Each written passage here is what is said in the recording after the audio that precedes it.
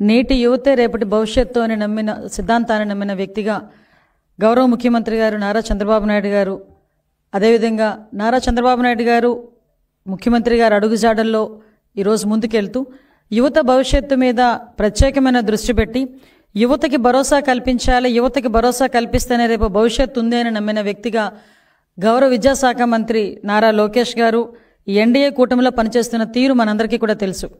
వాళ్ళే కాకుండా ఈరోజు మంత్రివర్గంతో పాటు అదేవిధంగా రాష్ట్రంలో ఉన్న ప్రజాప్రతినిధులందరూ కూడా ఈరోజు ఏకదాటి మీదకి వచ్చి విద్యార్థుల భవిష్యత్తును ఏదైతే డ్రగ్స్ గంజాయి నాశనం చేస్తున్నాయో అటువంటి గంజా డ్రగ్స్ని సమూలంగా నాశనం చేయాలి.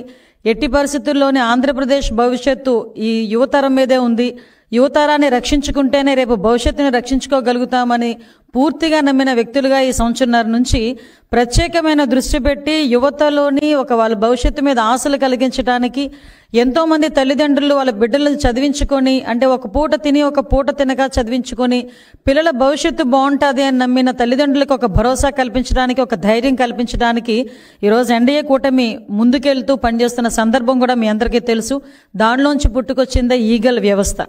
ఆ ఈగల్ వ్యవస్థని ఈరోజు స్థాపించిన తర్వాత సుమారుగా 1.5 సంవత్సరం కాలంలోని ప్రత్యేకంగా మేము చెప్పుకోదగ్గది, మేమందరం కూడా గర్వించదగ్గది, గాంజా ఏదైతే కల్టివేషన్లో జీరో గాంజా కల్టివేషన్ తీసుకురాగలిగే పరిస్థితి ఈరోజు వచ్చిందంటే ఈరోజు ప్రజలు, అదేవిధంగా ఈగల్ సంస్థ, అదేవిధంగా ఈరోజు గౌరవ ముఖ్యమంత్రి గారు డైరెక్షన్ అన్నీ కూడా ప్రాపర్ వేలో పనిచేసి డ్రగ్స్ వద్దు బ్రో అనే నినాదాన్ని స్కూల్ స్థాయిలోకి కూడా తీసుకెళ్ళగలుగుతున్నామంటే ఇది మా పనితనానికి ఒక నిదర్శనం కింద భావించవచ్చు. ఎందుకంటే ఈ విషయాలన్నీ ఇప్పుడు చెప్పుకోవాల్సిన అవసరం ఉంది, అట్ ద సేమ్ టైం నాకు కూడా బాధ్యత ఉంది. ఎందుకంటే ఇదే సందర్భంలో గౌరవ నారా లోకేష్ గారు యువగలం పాదయాత్రలో చిత్తూరు జిల్లా నడిచేటప్పుడు ఒక ఆడబిడ్డ తన బిడ్డను తీసుకొని వచ్చి మొహానికి ముసుగు కట్టుకొని వచ్చి కూర్చుంది. ఏందమ్మా ఏం జరిగింది అంటే, మీతో పర్సనల్గా మాట్లాడాలి సార్ అంటే, సార్ ఆ రోజు టైం ఇచ్చి ఆ తల్లి ఆ బిడ్డ ఆవేదన చూసిన తర్వాత ఒక క్షణం నన్ను పిలిచి నాతో మాట్లాడారు. విషయం ఏంటంటే ఆ ఆడబిడ్డకి గాంజాని అలవాటు చేసేసి ఆ ఆడబిడ్డని స్కూల్కి కూడా దూరం చేసి ఆ అమ్మాయి మీద కూడా లైంగికంగా దాడి చేసే పరిస్థితులు తీసుకొస్తే ఆ అమ్మాయి గాంజాని తిరిగి మానలేకపోతుంది. సార్ నా బిడ్డని రక్షించండి అని ఒక తల్లి ఆవేదన గుర్తించిన వ్యక్తిగా ఆ రోజు నిర్ణయించుకున్నాం, ఎట్టి పరిస్థితుల్లోని గాంజా అన్నది కానీ డ్రగ్స్ అన్నవి కానీ ఆంధ్రప్రదేశ్లో కనిపించకూడదు అని.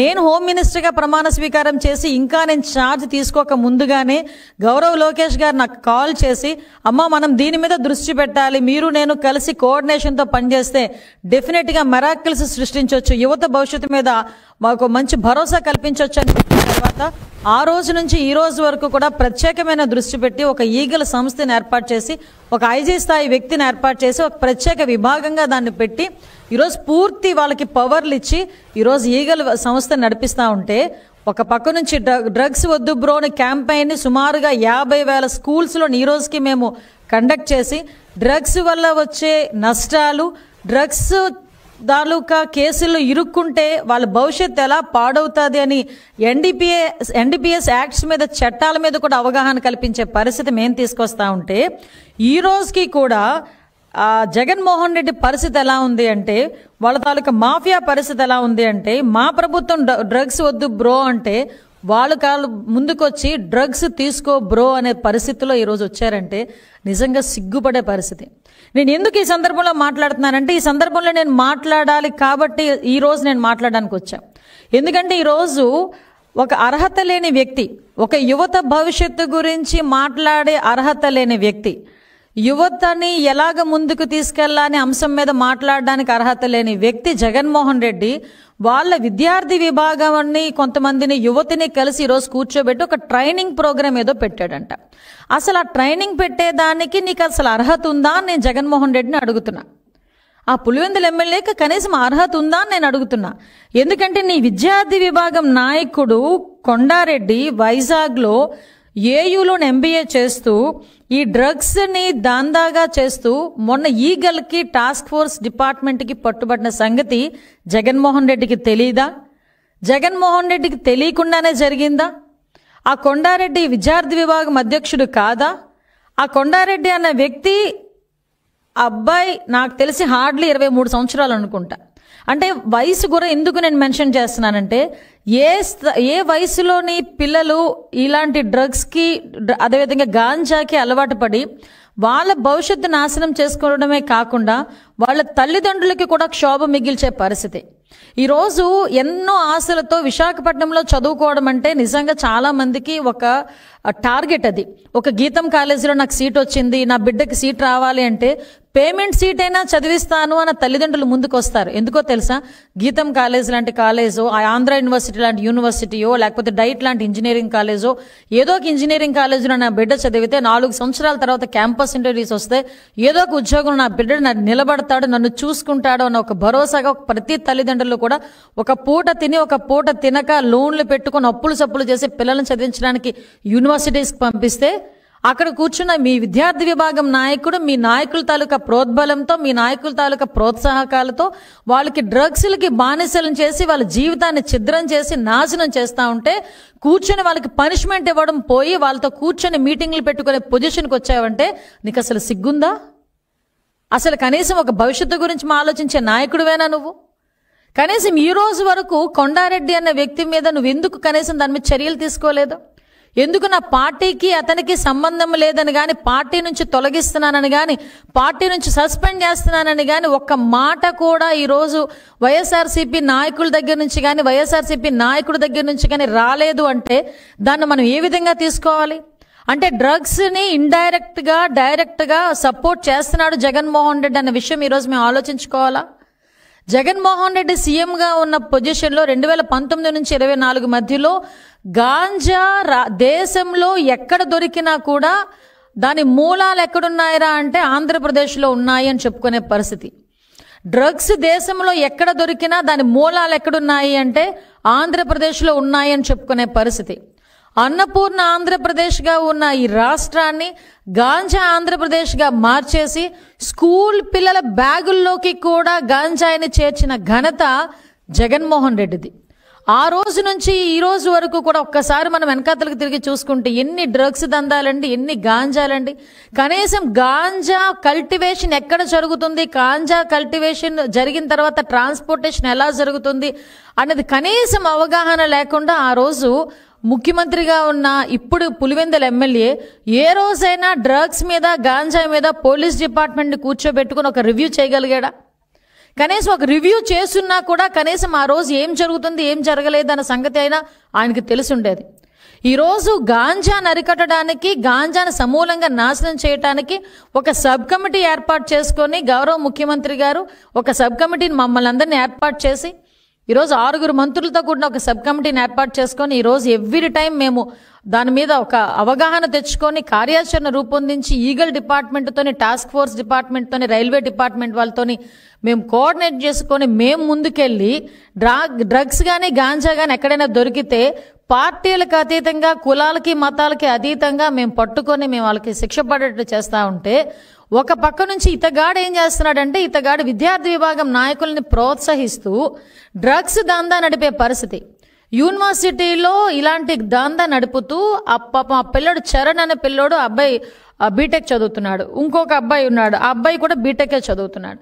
వీళ్ళిద్దరినీ కూడా ఒక పావుల కింద వాళ్ళిద్దరి పరిస్థితి కూడా నేను వెనకాతలు చూస్తానండి. వాళ్ళిద్దరిని కూడా చూస్తే హర్ష అండ్ చరణ్ వీళ్ళిద్దరిని కూడా చూస్తే పాపం వాళ్ళకి అంటే ఇలాంటి పిల్లల్ని వీళ్ళు టార్గెట్ చేస్తారు. ఎందుకు ఈ విషయాలని చాలా కూలంకషంగా చెప్తున్నానంటే ప్రజలు కూడా అవగాహన చేసుకోవాలి. నేను ఈరోజు జగన్మోహన్ రెడ్డిని తిట్టడానికో లేకపోతే నేను చేస్తున్న పని చెప్పడానికో రెండిటికి కాదండి. నేను చెప్తున్న గవర్నమెంట్ పని మేము చేస్తున్న పని చెప్తూనే తల్లిదండ్రులు కూడా అలర్ట్ అవ్వాలి. ఇలాంటి పార్టీల పట్ల అలర్ట్గా ఉండాలి. ఇలాంటి పార్టీలకు సంబంధించిన వ్యక్తులతో మన పిల్లల్ని పంపించేటప్పుడు అలర్ట్గా ఉండాలి అని చెప్పడానికి చెప్తున్నా. వీళ్ళు ఏం చేస్తున్నారంటే టార్గెట్ పేద విద్యార్థులను టార్గెట్ చేసుకుంటారు.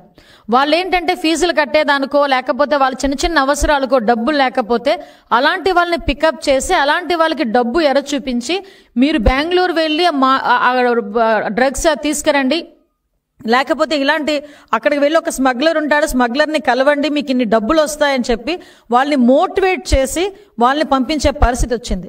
ఈరోజు ఎన్డీపీఎస్ యాక్ట్ అంటే అంత చిన్న యాక్ట్ అనుకుంటున్నారా? ఈరోజు ఆ చరణ్ భవిష్యత్తు ఏంటి, హర్ష భవిష్యత్తు ఏంటి, ఆ కొండారెడ్డి భవిష్యత్తు ఎప్పుడో పోయింది. ఎందుకంటే ఎందుకు పనికిరాని ఒక నైతికత లేని నాయకులతో పనిచేసినప్పుడే అతని తాలూకా భవిష్యత్తు పోయింది. ఈరోజు నేను ఈ కొండారెడ్డ, చరణ, హర్ష వీళ్ళ సంగతి కాదు, వీళ్ళ చేతుల్లో పడి ఈ రోజుకి ఎంతమంది నాశనం అయిపోయారు, ఈ రోజుకి ఎంతమంది అలవాటు పడ్డారు ఆ డ్రగ్స్కి, ఎన్ని సంవత్సరాల నుంచి ఈ కార్యక్రమాలు చేస్తున్నారు, ఎన్ని సంవత్సరాల నుంచి స్మగ్లింగ్ అనేది చేస్తున్నారు. ఇలాంటి విషయాల మీద కూడా మేము కూలంకషంగా మేము చర్చించుకోవాలి, ఇన్వెస్టిగేషన్ చేయాలి, చర్యలు కూడా తీసుకోవాలి. అంటే పర్టికులర్గా విశాఖపట్నానికి మేము ఈరోజు ప్రత్యేకంగా దృష్టి పెట్టి నేను ఒకటే అంటున్నానండి, విశాఖపట్నాన్ని ఆ రోజు రాజధానిగా చేస్తానన్నావు. దేనికి రాజధానిగా చేస్తానన్నావు? డ్రగ్స్ని పెంచి పోషించడానిక, గాంజాని పెంచి పోషించడానిక, భూ కబ్జాలక, రౌడీయిజానిక, హత్యా రాజకీయాలు చేయటానిక ఆ రోజు విశాఖపట్నాన్ని రాజధాని చేస్తానన్నావు? ఈరోజు విశాఖపట్నం రాజధాని అని నువ్వంటే ఈరోజు విశాఖపట్నాన్ని ఒక ఎకనామిక్ హబ్గా తయారు చేయడానికి, ఇండస్ట్రియల్ హబ్గా తయారు చేయడానికి గౌరవ ముఖ్యమంత్రి గారు, గౌరవ నారా లోకేష్ గారు, ఐటీ శాఖ మంత్రి నారా లోకేష్ గారు ఇద్దరు కూడా అనకూడదు కానీ కాలికి బలపం కట్టుకున్నట్టుగా ప్రపంచ దేశాలన్నీ కూడా తిరిగి కొన్ని కంపెనీలని తీసుకొచ్చి ఈరోజు విశాఖపట్నంలో చదువుకునే వాళ్ళే కాదు, చుట్టుపక్కల మన రాష్ట్రంలోనే కాదు చుట్టుపక్కల రాష్ట్రాల్లో చదువుకునే పిల్లలకి కూడా ఒక భరోసా కల్పించారు. ఈరోజు ఆశ ఉంది. ఇంతకుముందు బీటెక్ చదివితే ఎందులో క్యాంపస్ ఇంటర్వ్యూస్ రాకపోతే ఎందులో జాయిన్ అవ్వాలో తెలియని పరిస్థితిలో బయటకు వచ్చి నీ చిన్న చిన్న ఉద్యోగాలు, ఆఖరికి బ్రాందీ షాప్లో నువ్వు పెట్టిన ఉద్యోగాలకి కూడా బీటెక్ స్టూడెంట్లు వెళ్ళిన పరిస్థితి. వాళ్ళకి తప్పదు. ఇంకా నేను తప్పు అనట్లేదు, తప్పక చేశారు. కానీ ఈరోజు మేము చదువుకున్న చదువుకి తగ్గ ఉద్యోగం వస్తుంది అని ఒక భరోసా ఉంది. ఈరోజు అదే వైజాగ్కి మనకి ఆర్సెనల్ మిట్టల్ మన నక్కపల్లిలోనే ఒక స్టీల్ ఫ్యాక్టరీ, అదేవిధంగా అనకాపల్లిలో చూసుకుంటే ఏటీసీ టైర్స్, ఇక వైజాగ్లో చూసుకుంటే గూగుల్, టీసీఎస్ అలాంటి ఒక ప్రతిష్టాత్మకమైన కంపెనీలు తీసుకురావడానికి ఈరోజు ఎంయూఓలు చేసుకొని రెడీగా ఉండి భూములు కేటాయించుకొని వితిన్ 2 to 3 yearsలో వాటిని రన్నింగ్లో పెట్టుకొని కొన్ని లక్షల మంది విద్యార్థుల భవిష్యత్తు ఇవ్వటానికి మేం కంకణం కట్టుకుంటా ఉంటే అదే విద్యార్థుల్ని మొగ్గులోనే తుంచేయటానికి నీ తాలూకా ధనదాహానికి, నీ నాయకుల తాలూకా ధనదాహానికి విద్యార్థుల భవిష్యత్తుతో ఆటలాడుకునే పరిస్థితి కల్పిస్తూ ఉంటే ఈ రోజుకి కూడా జగన్మోహన్ రెడ్డి సమాధానం చెప్పాలా వద్దా? ఈరోజు కొండారెడ్డి డ్రగ్స్ విషయంలో ఇన్వాల్వ్ అయ్యాడు, కొండారెడ్డి దొరికాడు, కొండారెడ్డితో పాటు కొంతమంది దొరికారు. ఈరోజు మీరు అనొచ్చు కొండారెడ్డికి మాకు సంబంధం లేదని. ఇక్కడ ఒక విషయం క్లారిటీ ఇస్తున్నా ప్రజలకి. చాలా సందర్భాల్లో ఎక్కడైనా ఒక వ్యక్తి దొరికాడు అనుకోండి, మేము వెళ్తూ ఎవడైనా ఆన్ ది వే వచ్చి అమ్మ ఒక ఫోటోనో, సీఎం గారితో ఒక చిన్న ఫోటోనో అలా ఫోటో తీసుకుంటేనే ఎక్కడో ఏదో జరిగితే ఆ ఫోటోలు తీసుకొచ్చి సోషల్ మీడియాలో మా అనుచరులు అని చెప్పి పోస్టర్లు అంటించి లేకపోతే పోస్టర్లు తయారు చేసి మీ తాలూకా సోషల్ మీడియాలో మమ్మల్ని ట్యాగ్ చేస్తూ పెట్టుకుంటారు. ఒకసారి మనం చూస్తే ఇది కొండారెడ్డి అనే వ్యక్తి ఏదో కార్యకర్త కాదు. కొండారెడ్డి అనే వ్యక్తి విద్యార్థి విభాగానికి అధ్యక్షుడు. ఆ కొండారెడ్డి అనే వ్యక్తి చేసిన పాపాలకి ఆ రోజు ఈవెన్ మా ఈగల్ టీం కూడా ఒకసారి ప్రత్యేకమైన దృష్టి పెట్టి వాళ్ళ దగ్గరకు కూడా పట్టుకున్నవి 48 LSD బ్లాట్స్. ఆ LSD బ్లాట్స్ కూడా అలా ఉంటాయి.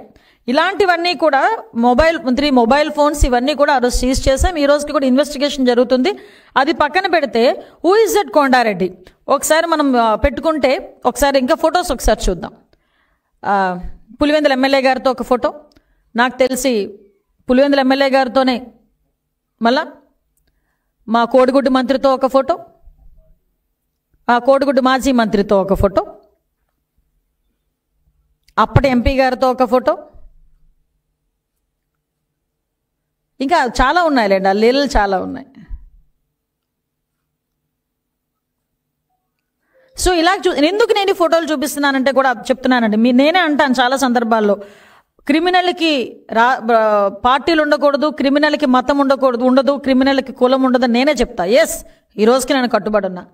కానీ ఎవరైనా ఈరోజు మా సొంత కార్యకర్త ఎవడు తప్పు చేశాడు, అంతెందుకండి, ఆ కిరణ్ భారతిరెడ్డి గారి గురించి తప్పుగా మాట్లాడితే సోషల్ మీడియాలో ఆ రోజు సాయంత్రానికి అరెస్ట్ చేశాం. ఈ విషయంలోని చాలామంది పార్టీ పరంగా మమ్మల్ని కొన్ని వ్యక్తులు కొంతమంది టార్గెట్ చేసినా కూడా నిబద్ధతకి నిలబడ్డాం. ఆ రోజు తప్పు, ఏ ఆడకూతురైనా ఆడకూతురే, ఏ ఆడబిడ్డ అయినా ఆడబిడ్డే, ఎవరైనా ఆడబిడ్డని మామూలుగా మాట్లాడితే తప్పు అని చెప్పి, మరి సోషల్ మీడియాలో నీచంగా మాట్లాడితే తప్పు అని చెప్పి ఇమీడియట్గా మేము ఆ రోజు అతన్ని అరెస్ట్ చేశాం. కానీ ఈరోజు పరిస్థితి చూస్తూ ఉంటే ఒకసారి మనం క్రోనలాజికల్గా కూడా అతని తాలూకా నైజాన్ని ఆలోచించుకుంటే అనంతబాబు అనే ఎమ్మెల్సీ డ్రైవర్ సుబ్రహ్మణ్యాన్ని చంపి డోర్ డెలివరీ చేస్తే ఈ రోజుకి కూడా చర్యలు లేవు. దౌర్భాగ్యం ఏంటంటే అతడేసే క్వశ్చన్స్కి కూడా మంత్రులుగా మేము సమాధానం చెప్పుకోవాల్సిన దుస్థితి. అంటే ఒక హత్య చేసినోడు కూడా చట్టసభల్లో కూర్చొని ప్రజలకు సంబంధించిన క్వశ్చన్లు వేస్తూ ఉంటే మేము సమాధానం చెప్పుకునే పరిస్థితి. అంటే ఎలా ప్రోత్సహిస్తున్నాడని చెప్పేదానికి చెప్తున్నాం. నెక్స్ట్ ఇంకొకటి చూస్తే మనకి ఈరోజు ఈ కొండారెడ్డిని కనీసం పార్టీకి సంబంధం ఉన్న వ్యక్తిని మేము సస్పెండ్ చేస్తున్నామని కానీ డిస్మిస్ చేస్తున్నామని కానీ ఇలాంటి మాటలు మాట్లాడరు. ఎక్కడైనా ఏదైనా ఒక చిన్న ఇన్సిడెంట్ జరిగిందంటే భూతద్దంలో పెట్టి ఎదుగుతారు. ఎందుకంటే అందులోని అయ్యో పాపం అక్కడ ఏం జరిగింది, వాళ్ళు ఎలా చనిపోయారు, వాళ్ళని ఎలా రక్షించాలి, వాళ్ళని ఎలా కాంపన్సేట్ చేయాలి, వాళ్ళ గురించి ఎలా న్యాయ పోరాటం చేయాలనేది పక్కన పెట్టి అక్కడ వాళ్ళు వచ్చి ఎదిగేది ఏంటో తెలుసా అండి, అక్కడ ఆ ఇన్సిడెంట్కి తెలుగుదేశం పార్టీ వాళ్ళకి ఏమైనా లింకులు ఉన్నాయో లేదో ఎదుగుతారు. వాళ్ళు ఎతికి ఎక్కడో చివరిన ఒక చిన్న ఫోటోనో లేకపోతే ఒక చిన్న కామెంట్నో పట్టుకుని దానికి తెలుగుదేశం పార్టీని రంగును పొలవటానికని తీసుకొచ్చి చాలా ట్రై చేసి ఆర్టిస్టిక్గా తయారు చేసి సోషల్ మీడియాలో వదులుతారు. అది ప్రజలు నమ్ముతారని ఆలోచిస్తారు. కానీ మేము అలా మాట్లాడట్లా. ఈరోజు తప్పు చేసిన ఎవడైనా, అది ఏ పార్టీ ఓడైనా, ఏ కులమోడైనా, ఏ మతమోడైనా తప్పు చేస్తే శిక్ష పడాల్సిందే. దానికి సంబంధించి మేము యాక్షన్ తీసుకుంటాం. అది మీరైనా మేమైనా ఎవరమైనా అందులో ఎక్కడ కూడా మేము లైన్ దాటే ప్రసక్తి లేదు. ఎట్టి పరిస్థితులు బ్యాక్ స్టెప్ వేసే ప్రసక్తి లేదు. దయచేసి ఇప్పుడు విషయాన్ని మేము చూస్తే ఈరోజు ఈగల్ ఎంత పర్ఫెక్ట్ వేలో పనిచేస్తుందండి. ఈరోజు ఈగల్ నేను అప్రిషియేట్ చేస్తున్నా. ఈరోజు పత్రికాముఖంగా నేను ఈగల్ సంస్థని, ఈగల్ ఎస్టాబ్లిష్మెంట్ అందరినీ అప్రిషియేట్ చేసి గౌరవ ముఖ్యమంత్రి గారు కూడా స్పెషల్గా ధన్యవాదాలు తెలియజేసుకుంటున్నా. ఈరోజు ఎంతోమంది పిల్లల తలకు భవిష్యత్తు అండి మా కళ్ళతో మేము చూసాం. ఎంతో రీహాబిలిటేషన్ సెంటర్స్ పనిచేయక, రీహాబిలిటేషన్ సెంటర్స్లో ఎవరు డాక్టర్స్ లేక, ఎక్కడ పడితే అక్కడ నిఘా వ్యవస్థ లేక, డ్రగ్స్ అన్నవి గాంజా అన్నది ఒక స్కూల్ బ్యాగుల్లోకి వెళ్ళిపోయే పరిస్థితి. హోమ్ మినిస్టర్గా నేను ఛార్జ్ తీసుకున్న తర్వాత ఒక తండ్రి తన పిల్లోడు గురించి ఫోన్ చేసి నాకు చెప్తే నిజంగా ఆశ్చర్యపోయాను. ఏం చదువుకున్నాడయ్యా? చదువుతున్నాడండి అని అడిగితే 5వ తరగతి చదువుతున్నాడండి అని ఆ బిడ్డ తండ్రి చెప్తే ఎలా రియాక్ట్ అవ్వాలో కూడా మాకు అర్థం కాలే. అప్పటి నుంచి స్టార్ట్ చేశామండి పరిస్థితి. ఈ రోజుకి మేము చేసిన ఎవరైనా ఎన్డీపీఎస్ యాక్ట్లో దొరికితే ఏదో పలానా టైంలో మేము బెయిల్ వచ్చేస్తుంది, లేకపోతే పలానా టైంకి మేము బయటకు వచ్చేస్తాం, అలాంటిది ఏం లేదు. ఇమీడియట్గా వాళ్ళ ఆస్తులు ఎవరైతే ఉన్నాయో వాళ్ళ ఆస్తులు జప్తు చేస్తున్నాం. ఎవరైతే కింగ్ పిన్స్ ఉన్నారో వాళ్ళ మీద టార్గెట్ పెడుతున్నాం. ఈ రోజుకి కూడా ఎన్డీపీఎస్ యాక్ట్లు మేము ఇంకా కఠినతరం చేశాం. ఒక్కసారి ఎన్డీపీఎస్ యాక్ట్లో నిజంగా అనిపిస్తుంది, నాకు జాలనిపిస్తుంది. కొండారెడ్డి మీద నాకు జాలనిపించట్లే. ఈ పాపం ఈ చరణ్, ఈ హర్ష వాళ్ళ గురించి, వాళ్ళ భవిష్యత్తు, కనీసం ఎన్డీపీఎస్ యాక్ట్లో నుంచి బయటకు రావడానికి శిక్ష గ్యారంటీ పడుతుంది. మినిమం 15 సంవత్సరాల శిక్ష పడుతుంది. అబ్బాయి భవిష్యత్తు ఏంటి? అబ్బాయి ఏజ్ ఎంతో తెలుసా అండి? 21 సంవత్సరం. ఇంకొక అబ్బాయి ఏజ్ ఎంతో తెలుసా అండి? 20 సంవత్సరాలు. ఈ కొండారెడ్డి వయసు ఎంతో తెలుసా అండి? 23 సంవత్సరాలు. అంటే 23 సంవత్సరాలకే మత్తులకి బానిసలను చేసి పిల్లల భవిష్యత్తుతో ఆటలాడుకుంటూ వాళ్ళ పిల్లల భవిష్యత్తును నాశనం చేస్తూ ఉంటే వాళ్ళ తల్లిదండ్రుల తాలూకు ఆక్రోషం, వాళ్ళ తల్లిదండ్రుల తాలూకు బాధ ఎలా ఉంటుందండి? దీని అందరికీ సమాధానం చెప్పాల్సిన బాధ్యత, సమాధానం చెప్పాల్సిన పరిస్థితి జగన్మోహన్ రెడ్డికి లేదా? ఈరోజు ఏ మొహం పెట్టుకొని ఈరోజు విద్యార్థి విభాగాల్ని కూర్చోబెట్టి నువ్వు ఏ సందేశం ఇద్దామని, ఎలాంటి సందేశం ఇద్దామని, అంటే ఎలా రెచ్చగొడదామని ఈరోజు విద్యార్థి విభాగాన్ని తీసుకొచ్చి, యువత విభాగాన్ని తీసుకొచ్చి ఒక ట్రైనింగ్ ప్రోగ్రామ్ అని పెట్టి నీ స్థాయిలో నువ్వు పెట్టావంటే మళ్ళీ అడుగుతున్నా, నీకు అసలు అర్హత ఉందా?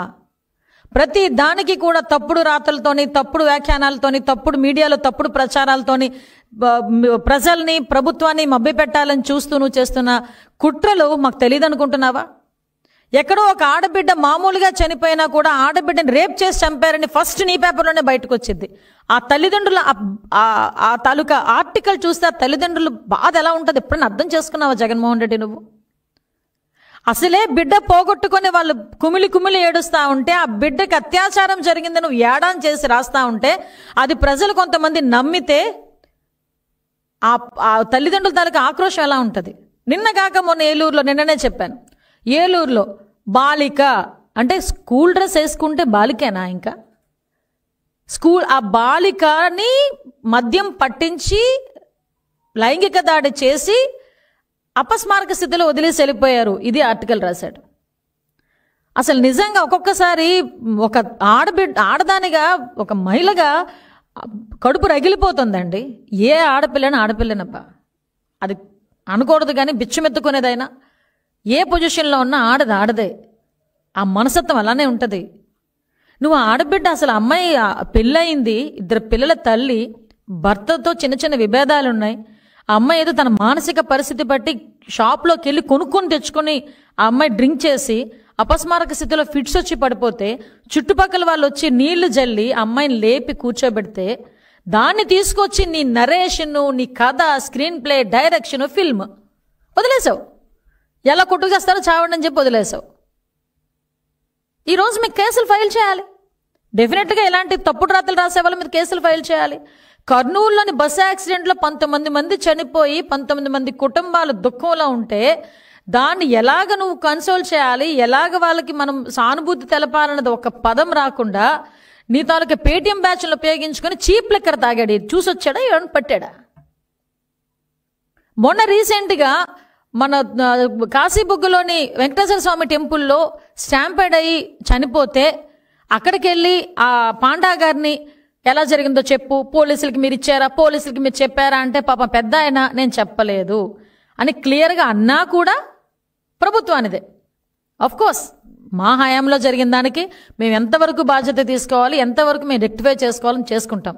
కానీ ఈరోజు కొన్ని లక్షల కోట్ల విద్యార్థుల భవిష్యత్తుని నీ తాలూకా నాయకులు చేస్తున్న డ్రగ్స్ వ్యాపారానికి, గాంజా వ్యాపారానికి బలైపోతా ఉంటే నువ్వు ఏ సమాధానం చెప్తావు? ఆ తల్లిదండ్రులని ఏ సమాధానం చెప్తావు? తల్లిదండ్రులకి ఏం సమాధానం చెప్తావు? ఎంతోమంది భవిష్యత్తులతో ఆడుకుంటున్న మీరు ఈ రోజుకి కూడా ఇలాంటివి ఆపకపోతే ఈ గవర్నమెంట్ ఊరుకోదు. నువ్వు ఊరుకోవచ్చేమో, నువ్వు నీ కార్యకర్త డ్రగ్స్ అమ్మినా నువ్వు ఊరుకుంటావు, చీప్ లెక్కర్ అమ్మినా నువ్వు ఊరుకుంటావు, నీ కార్యకర్తను తీసుకొచ్చి గాంజా వ్యాపారం చేసినా నువ్వు ఊరుకుంటావు, నీ కార్యకర్త హత్యలు చేసినా నువ్వు ఊరుకుంటావు, నీ నాయకులు హత్యలు చేసినా నువ్వు ఊరుకుంటావు, నువ్వు హత్యలు చేయించినా నువ్వు ఊరుకుంటావేమో. కానీ ఎవ్వరు ఎట్టి పరిస్థితుల్లోని లా అండ్ ఆర్డర్ విఘాతం కలిగించే పరిస్థితి వచ్చినా గాంజా డ్రగ్స్ అంటూ బయటకు వచ్చి పిల్లల జీవితాలతో ఆటలాడుకున్న నిఘా వ్యవస్థ ఈగల్ గ్రద్ద కన్ను ఉంటుంది, ఈగల్ కన్ను కంపల్సరీగా ఉంటుంది. ఆ నిఘా కన్నుతో మీరు కలుగుల్లో దాక్కున్నా కూడా బయటకు తీసుకొచ్చి మిమ్మల్ని శిక్షించి ఈ విద్యార్థుల భవిష్యత్తును కాపాడుకునే బాధ్యత ఈ గవర్నమెంట్ ఎన్డీఏ కూటమి ప్రత్యేకంగా గౌరవ ముఖ్యమంత్రి గారు తీసుకుంటారని మీ అందరికీ కూడా తెలియజేసుకుంటూ ఒక్కసారి హెచ్చరిస్తూ సెలవు తీసుకుంటున్నాను.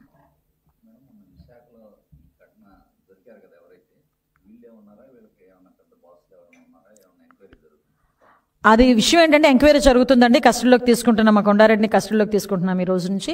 విషయం ఏంటంటే నేను తర్వాత మొత్తం అంతా నేను కనుక్కుంటే వాళ్ళు కేవలం ఇలా కొంచెం ఫైనాన్షియల్గా వీక్గా ఉన్న పిల్లల్ని, అలాంటి పిల్లల్ని ఎంచుకొని ఒక్కొక్కసారి ఒక్కొక్క బ్యాచ్ని పంపిస్తారనమాట. ఈసారి చరణ్, ఈ హర్ష వీళ్ళిద్దరూ బెంగళూరు పంపించాడు.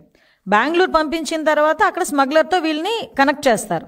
వీళ్ళందరూ ఒక గ్రూప్ కాల్ మాట్లాడతారు. వీళ్ళు తెలివితేటలు ఎంతవరకు ఉంటాయంటే ఫ్లైట్లో వచ్చినా ఎక్కడొచ్చినా పట్టుకుంటారు, అదే గనక ట్రైన్లో వస్తే గనక పట్టుకోరు, కొంచెం నిఘా తక్కువగా ఉంటుందని చెప్పి ట్రైన్లో తీసుకొచ్చి వచ్చిన తర్వాత మాకు వచ్చే ఇన్ఫర్మేషన్ మాకు ఉంటుంది. మా నిఘా వ్యవస్థ చాలా బలంగా పనిచేస్తుంది. రైల్వే డిపార్ట్మెంట్తోని, అదేవిధంగా చుట్టుపక్కల రాష్ట్రాల డిపార్ట్మెంట్స్తోని కూడా మేము కోఆర్డినేషన్తో పనిచేస్తున్నాం. ఇటు ఒరిస్సా, అదేవిధంగా ఇటు మనకి తమిళనాడు, కర్ణాటక, కేరళ, ఈ సరౌండింగ్ మన ఆ సరిహద్దుల్లో ఉన్న ప్రతి రాష్ట్రంతో మేము కోఆర్డినేట్ చేసుకుంటున్నాం. కాబట్టి మాకు ఈజీగా ఇన్ఫర్మేషన్ రావటం, ఈ ఇన్ఫర్మేషన్ వచ్చిన వెంటనే టాస్క్ ఫోర్స్ డిపార్ట్మెంట్ సాయంతో eagle department, Vizag task force కలిపి ఈరోజు ఈ ఆపరేషన్ చేసి వాళ్ళని పట్టుకున్నారు.